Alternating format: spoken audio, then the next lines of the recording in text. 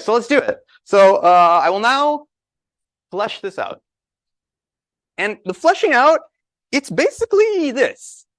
But we'll see just like a couple details that I've glossed over, including one that I a little bit sneaked by you. Okay.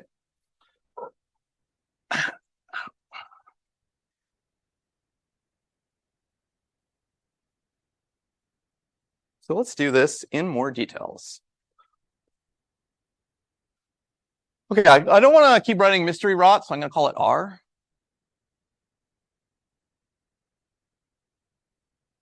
Okay, so let R be a 1 qubit rotation by angle theta, and where theta is between 0 and 90 degrees, which we're all cool with writing as 1/4 tau, 1/4 of a complete circle. And for example, say that secretly, because I'll basically illustrate this through an example. Okay, so say that secretly, we didn't know this, but like theta is the following bunch of digits. Maybe I'll try to write them in a color.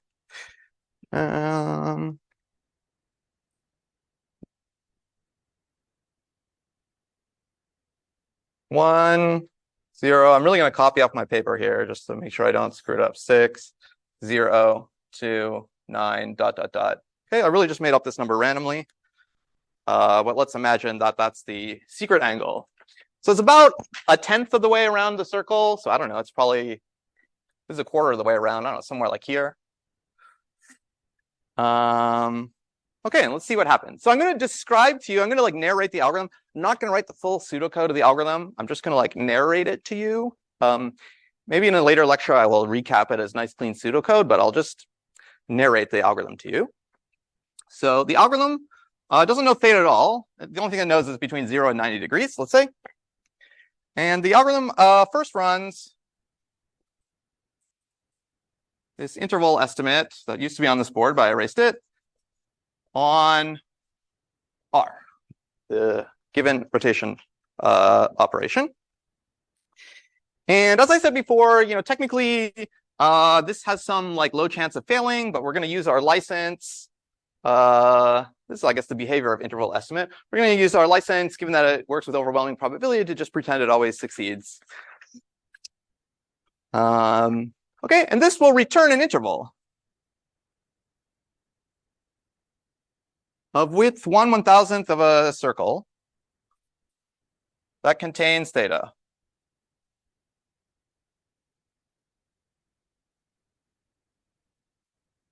Okay, so I'll just make one up, and I'll make it up a simple one. So say, actually, I want to really collect up.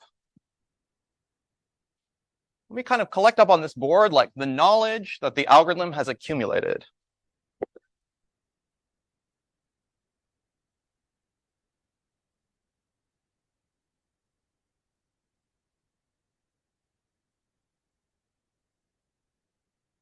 So maybe this algorithm will be like the interval between 0.105 tau and 0.106 tau. Okay, so it runs that like, interval estimation algorithm, does 120,000 samples using R. And it's like, okay, I'm pretty sure theta is somewhere between like 10.5 of the way around the circle, 0.105 of the way around the circle and 0.1/6 of the way around the circle, which it is. So the algorithm is like, great, I'm going to put that in the bank.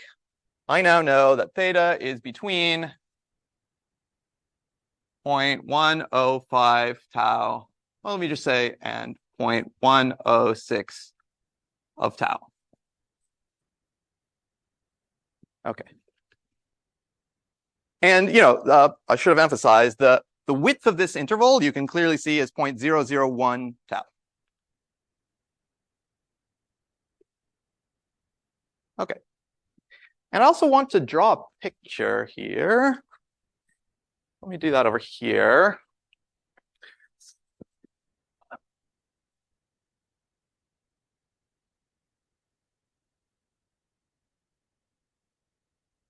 Get a perfect circle. That's terrible. Okay, this is ket 0. This is ket 1. This is angle 1/4 tau. This is angle 1/2 tau. This is angle 3/4 tau, and so forth. Now on round 1, R is rotating by about 1/10 of a circle, so somewhere around here. Like theta is this angle. The algorithm doesn't know it. But the algorithm, after it runs this interval estimate, gets back this like sort of tiny sliver of the circle of arc length 1/1000th of the whole circumference that it knows the theta is within. So this is not drawn to scale because like this range is way bigger than 1/1000th of a circle, but use your imagination. So it knows that the theta is like somewhere in this interval. And that's this interval, 0.105 to 0.106. Okay, now we're going to follow this sketch. So the next thing we're going to do is, well, before we actually do the interval estimate on rotation by 10, we'll just think about it.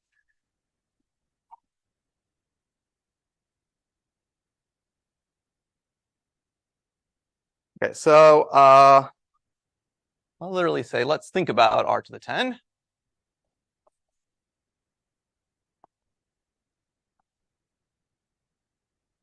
It rotates by 10 theta.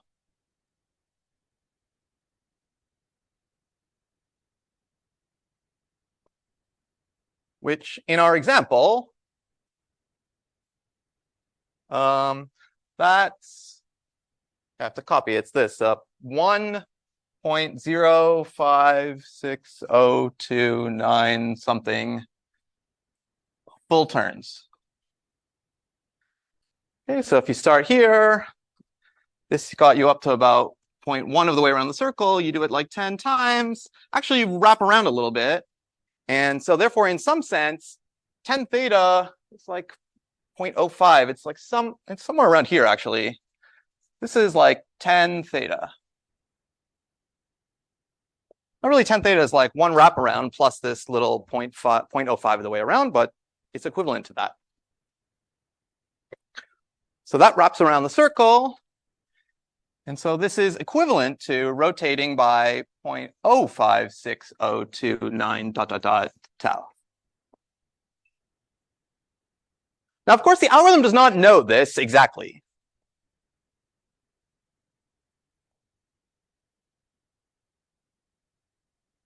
But it does know it roughly, because it does roughly know that, theta is like 0.105-ish tau.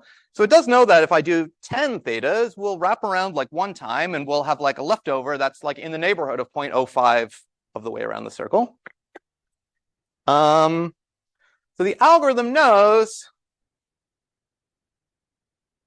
that 10 theta, I don't know why I'm trying this red again, wraps around to between 0.05 and 0.06 fraction of a full turn. So it's like, okay, I kind of, for like 10 theta, I have maybe like 2 digits of accuracy. But now let me do this, and I'll get 3 digits of accuracy. Because I'll get like 0.001 tau. Okay, so the algorithm, now, I'm narrating the algorithm, runs interval estimate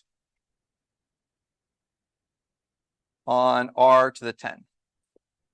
And again, like if the only thing the algorithm is given is r, then in order to like make r to the 10, the only thing it can do is like do r 10 times in a row. But if some user of this whole procedure was like, oh, here's a fast version of r to the 10, this algorithm would be like, oh, thank you very much. I'm going to use that in my interval estimation algorithm instead. That's what will happen in the factoring situation. Okay, so this returns an interval of width 0.001 of a turn, containing 10 theta. Well, 10 theta mod 1, if you will. So this second time we run it, we'll be like, oh, now 10 theta is somewhere in here, maybe. Okay, these things are both supposed to stand for 0.001 tau width intervals. Okay, so perhaps, just as an example, perhaps this interval with 0.001 tau is, I'll write it on the other board too, but say it's 0.554 to 0.0564 tau. Those are actually two kind of random numbers I chose with the property that they enclose the true value and they differ by 0.001. So I'll just rewrite it over here. Algorithm knows now that like 10 theta is between, well, actually, it knows 10 theta is between it used to know just by virtue of this only that it's between 1.05 and 1.06 tau. But now it's got new information because it knows about this fractional part. It knows something better than it's between 0.05 and 0.06. It knows actually that, in my example, it's between 1.0554 and 1.0564. Okay, I'm kind of just like making these up, but again, the difference here is 0.001. Okay, maybe interval estimation returns some like weird extra digits, but the point is that the width is like 0.001 tau. Okay, so now it has this like refined estimate. Is this making sense? Okay, there's going to be a little catch coming up. Okay. And therefore, it can also in its mind like undo this and be like, oh, therefore, theta is between 0.10554 and 0.10564 tau. Okay, so it's sort of got like more digits. Wait, did I screw this up? Yeah, no, it's got like more digits towards the truth. Okay. So we sort of have like 4 digits of precision now. So now we're gonna do the same thing we did on this pane, but with 100 in place of 10.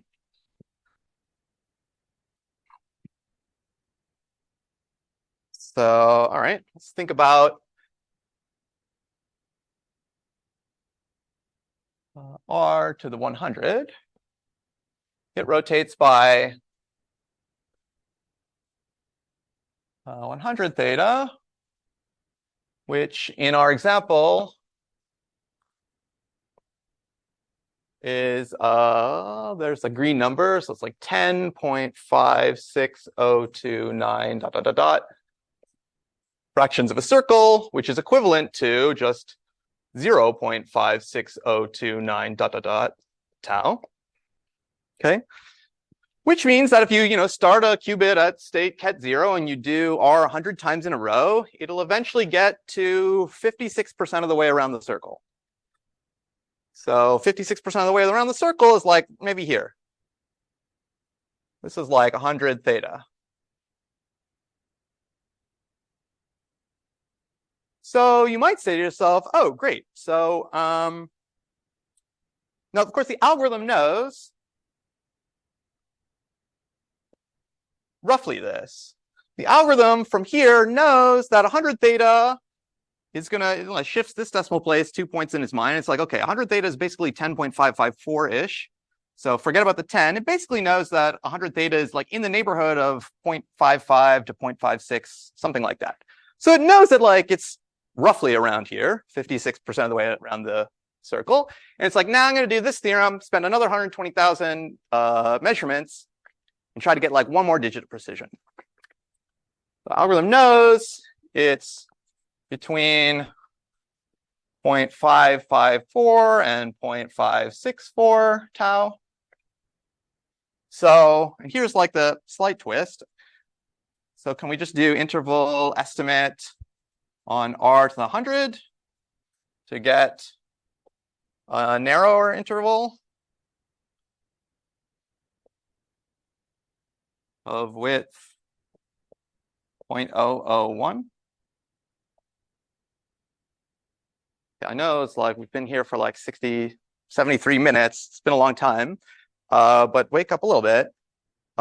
There's one small problem with this. Yeah?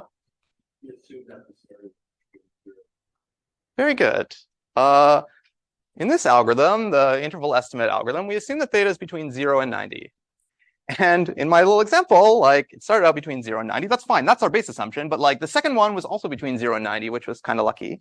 But this one is not between 0 and 90 degrees.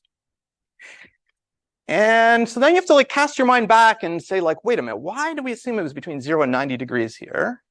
And the thing is, this is like, by the way, this is like an annoying technicality. So I'm a little bit sad I have to talk about it, but I do have to talk about it. So don't stress about it too much. It's kind of a technicality, but it's a real issue because how does this theorem work? If you remember interval estimate, it rotates by theta and like measures, and that has some probability Q of saying 1, and it does that a bunch of times to estimate the probability of it saying Q.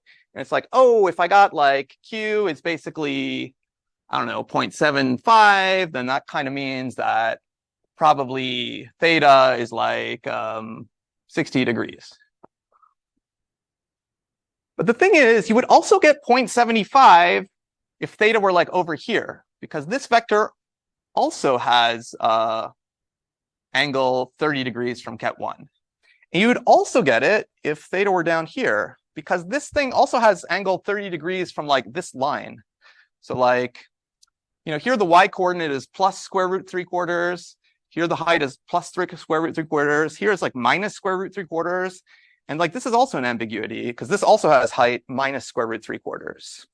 So actually, if you have an angle which is not necessarily between 0 and 90 degrees, and you do the interval estimate, and you're like, okay, it's like measuring to 1 about 3/4 of the time, there's some ambiguity. It's either this angle, this angle, this angle, or this angle. So here, it's a little annoying because, this whatever you got to here in the middle of this process, 0.554 or whatever, it's not between 0 and 90 degrees. However, there's a not very hard fix for this, which I'll now tell to you. And there's a variety of ways there's a variety of small ways to fix this. I'll tell you a way to fix this, which might look 20% more elaborate than it needs to be, but it'll be important later that we use this particular fix. So as I said, this little bit is like kind of annoying, but just bear with me. Because we're almost done. The fix is this. Right. The algorithm, it basically knows where this angle 100 theta is. It's like sort of around here. So it's just like going to say, oh, I wished that angle were between 0 and 90 degrees. I'll just add an extra rotation myself that puts it into the top right quadrant. Then I'll run interval estimate on that, and then I'll subtract that angle. So the algorithm can pick some offset angle. In our example, let's just say offset could be 180 degrees. And it'll do interval estimate such that the theta, or 100 theta in this case, plus offset is between 0 and 90 degrees. And then it'll do interval est on r to the 100, but also just combine with rotate by offset. So it'll take the code that does r to the 100 and also add in like one more instruction, rotate by, in our example, 180 degrees. And that'll put 100 theta like up to like, I don't know, here maybe. And then it's like, oh, great. This is definitely, our interval of uncertainty here is definitely inside 0 to 90 degrees. So it'll learn this to within 0.001 tau, and then it can just subtract offset. So it learns, its goal, 100 theta plus offset to within an interval of length 0.001 tau. So it learns it somewhere in here, and then it's like, oh, so therefore when I subtract 180 degrees, it's in here. And then subtracts offset.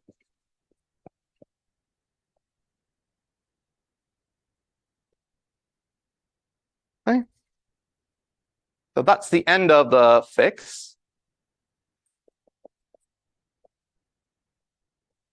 And now I have to read into the camera some world's most tedious note. Later, when we use this in the factoring algorithm, we'll need to remember that the offset can be either one of the 7 possibilities, 45 degrees, 90 degrees, 135 degrees, 180 degrees, 225, 270, or 315 degrees. Remember that like 6 lectures from now. Some tiny tiny fillip we need to add on here that the algorithm can just try a few different offsets. Wherever this angle happens to be, there's one of a small number of different offsets that will put it into the 0 to 90 degrees range that it can use to fix this little bug. Okay, so I will indeed finish in 2 minutes. So okay, finally we fixed this. And so I'll just do one more step. So the algorithm really can get a narrower interval of width 0.001 tau that contains 100 theta. So maybe it'll get that, I don't know. So now maybe it'll get that it'll learn that 100 theta is between 0.5597 and 0.5607 tau. These really differ by 0.001 tau. So then it's great. It's okay, I now kind of know that 100 theta is between, well, I used to know it was between 10.554 and 10.564 tau. Oh, but now I got this new information, these last bits are actually in this range. So it's oh, now I got this to I don't know if I copied this wrong. Anyway, 5597 and 5607. And therefore, dividing by 100, it knows that theta is between 0.105597 and 0.105607.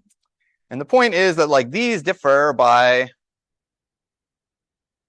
0.00001 tau.